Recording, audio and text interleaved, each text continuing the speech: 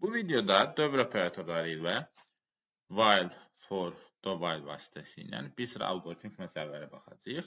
Yəni bu məsələlər sizin belə deyim saytda istifadə edə biləcəyiniz bir şeylər deyil. Sadəcə proqramlaşdırma məntiqinizin güclənməsi üçün lazım olan şeylərdir. Yəni siz bundan edir proqramlaşdırma məntiqinizi daha da gücləndirmiş olasınız.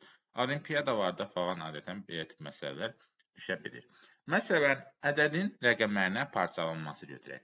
Bizim bir dəyişənimiz var. Let A bərabərdir 54 məsələn. Biz istəyirik ki, bunu rəqəmlərinə parçalayaq. 5-i ayrıca çap edək, 4-ü ayrıca çap edək. Bunu nə edə bilərik? Bunun üçün belə bir üsul var. Ədədi 10-a bölsək, belə deyim, 10-a qalıqlı bölsək, məsələn, 54-ü 10-a qalıqlı bölsək, 54 böl 10 neçə alınır? 5 dəfə tam hissə düşür, olur tam 5, yəni 5 dəfə tam, 4 isə qalıq düşür. Yəni, riyazi bilginiz varsa mən qədər qalıqlı bölməklə bunu rahat başa düşərsiniz.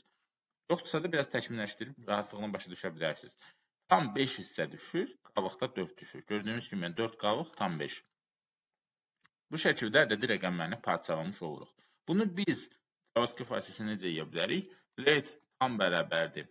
Yazarıq A böl 10, tam hissədir, amma bunu yuvarlaqlaşdırmaq lazımdır. Bunu 10-a böləndə alınır 5 onda 4. Bunu yuvarlaqlaşdırırıq, masinlik folder vasitəsilə alınacaq 5.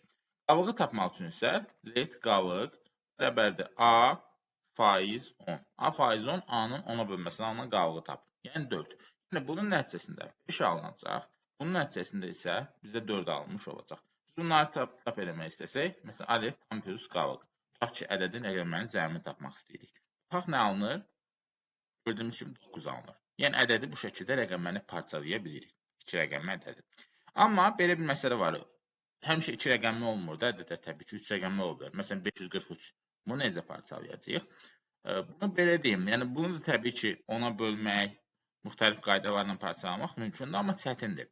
Bunun üçün while operatorundan belə bir üsul var. Bundan istifadə edə bilərik. Məsələn, yaza bilərik ki, while A böyüksə 0, A böyüksə 0. Belə bir şey yazırıq. Məsələn, let əvvəlcə bir yuxarıda qalıq və tam dəyişənləri yaradaq. Let qalıq, let tam. Heç tama ola bilər ehtiyac olmasın. Qalıq bərabərdir A faiz 10. Yəni A-nın 10-a bölməsindən A-nın qalıq. Yazırıq A bərabərdir mas.floor A böl 10. Qalığı da çap edək burada. Console.log qalıq. Baxaq nə baş verir? Səhifəni yeniləyək, konsolda baxaq. Gördüyümüz kimi 3, 4, 5 tərsinə olaraq ədədin rəqəmlərini ayrı-ayrılıqda çap eləmiş oluruq. Nə baş verir ümumiyyətlə burada? Burada ilk olaraq yoxlanılır. A sıfırdan böyükdür. Hə, A 543-dür, sıfırdan böyükdür. Bu ilk olaraq 543-ün 10-a bölməsindən alınan qalıq götürülür. Yəni 543-ün 10-a bölməsindən alınan qalıq 3 çap olunur. 3 götürülür qalıq və çap olunur. Bundan sonra A bərabər mas fulur A bölü 10 yazmaqla A-nı 54-ə çevirmiş oluruq. Necə? 543-ü 10-a böləndə alınır 54,3. Onu tam hissəsini tapanda qalır yerdə 54. Yəni birinci dövrənin sonunda 3 çap olunur. A-nın dəyəri isə 54 olaraq qalır. Bundan sonra bu qayıdır başa, ikinci dövrəyə keçirik. 54 sıfırdan böyükdür. 54 sıfırdan böyükdür, dövrə başlayır. Qalıq A faiz 10. Yəni A-nın 10-a bölməsindən alınan qalıq neçədir? 54-ün 10-a bölməsindən alınan qalıq 4. 4. Bu şəkildə çap olunur. Bundan sonra A bərabər mas fulur A bölü 10 yazmaqla 54-ü 10-a bölmüş oluruq. Alınır 5,4. Onu yuvarlaqlaşdıranda alınır 5. Və bizdə gördüyümüz kimi 5 alınmış olur. A-nın son qiyməti 5-dir. 3, 4 çap olunub, A-nın son qiyməti 5-dir. Və son olaraq başa qayıdırıq yenidən. Yoxlanılır. A sıfırdan böyükdür, 5-dir. 5 sıfırdan böyükdür, düzdür.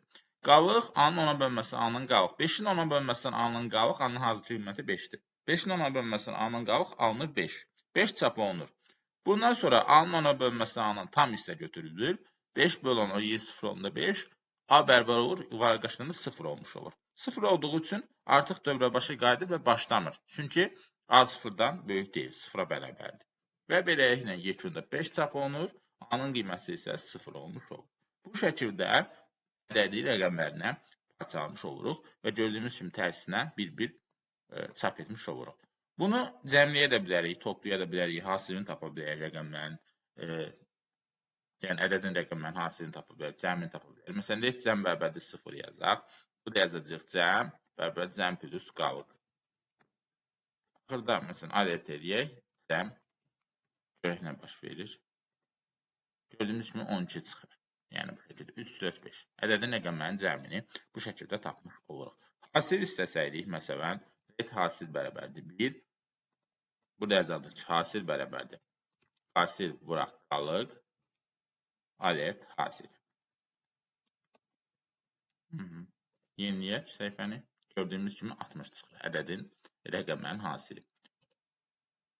3, 4, 5 yox desəm müəyyən bir səhv oldu. Çünki 3, 4, 5-in 12-dir. 3-ü vuruq 4-ə 12, vuruq 5-ə 60. Bu qaydada ədədin rəqəmlərin hasilini də tapmış oluruq. Bunu iç-içə dövrlər şəklində də eləmək mümkündür təbii ki.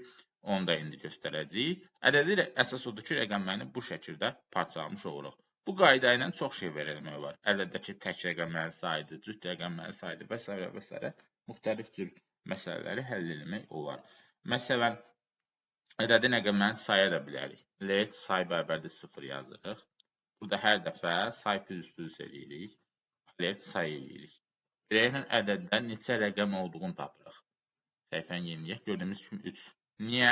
Çünki hər dövrdə ədədin rəqəmləri hər dəfə bir-bir parçalandıqca sayın qiyməti bir vahidə artır. Məsələn, 3 üçün sayın qiyməti 1 olur. 4 üçün sayın qiyməti 2 olur. 5 üçün sayın qiyməti 3 olur. Beləliklə də nəticədə 3 çıxır. Biz ədədin rəqəmlərinin sayını tapmış oluruq ki, ədədimizin daxilində neçə dənə rəqəm var. Məsələn, belə deyim, ədəddəki tək rəqəmləri də çap eləmək bizdən tələb oluna bilər. Məsələn, belə bir şey götürək, 38 artırın biraz rəqəmi. Bizdən istənilir ki, ədəddəki tək rəqəmlər çap olunsun. Bu şəkildə nə olur? Məsələn, baxaq. Bu şəkildə ədədin bütün rəqəmləri çap olunur. 8, 3, 4, 5 gördüyümüz kimi. Biz burada yoxlaya bilərik. Əgər qalığın 2-yə bölməzsən A-nın qalığı 0-dırsa, o zaman ədədin cüt olaraq götürürük 0 olanda bir eləyək ki, təki yoxlayaq. Biz deyirik, qalığın 2-yə bölməzdən qalıq 1-dirsə. Yəni, məsələn, 8-dir, bunun 2-yə bölməzdən A-nın qalıq 1-dirsə, o zaman çap edək. Yəni, tək ədədirsə çap edək. Yeniləyək səhifəni, gördüyümüz kimi 3-5 çıxır. Niyə? Çünki 3-dən 5 tək ədəddir. Amma 8-dən də cüt ədəddir. Bu da yoxlayır. Təkləri çap edir, cütləri isə çap eləmir. Bu qaydada həyata keçirib biləsiniz. Bu arada təbii ki, biraz anlamaq lazımdır. Bunları videonu yenidən geriyə çevirib, yenidən bir də analiz edək. Düşünməyə çalışın, tətbiq etməyə çalışın. Bir neçə sərbəst şəkildə yazmağa çalışın ki, yaxşı şəkildə biləsiniz. Yəni, bir dəfə deməklə bəzən anlaşılmır bu məsələlər. Bəzilər biraz daha çətin olduğu üçün anlaşılması çətin ola bilir. Yəni, bunun üçün yenidən başa qayıdıb, yenidən baxmanızı tövsiyə edirəm. Bir də iç-içə dövrlər var. İç-içə dövrlərdə necədir bunu? Məsələn, mən istəyirəm ki, 100 və 1000 aralığındakı ədədlərin rəqəmlərini ayrı-ayrılıqda təkcə tap edeyim. Məsələn, 100-ün rəqəmləri neçədir? 1, 0, 0. 101-in rəqəmləri neçədir? 1, 0, 1. 102-nin rəqəmləri neçədir? 1, 0, 2. İstəyirəm ki, bunlar ayrı-ayrılıqda çap olunsun. 100-dən 1000-ə qədər. 100-dən 1000-ə qədər deyiriksə, bunu for vasitəsilə sıralamalıyıq. For deyək, i bərabərdir 100. Kiçik bərabərdir 1000-dən. I plus plus.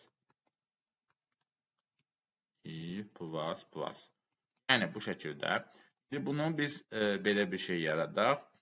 Tam qalıq, let qalıq yaradaq. Qalıq yenə.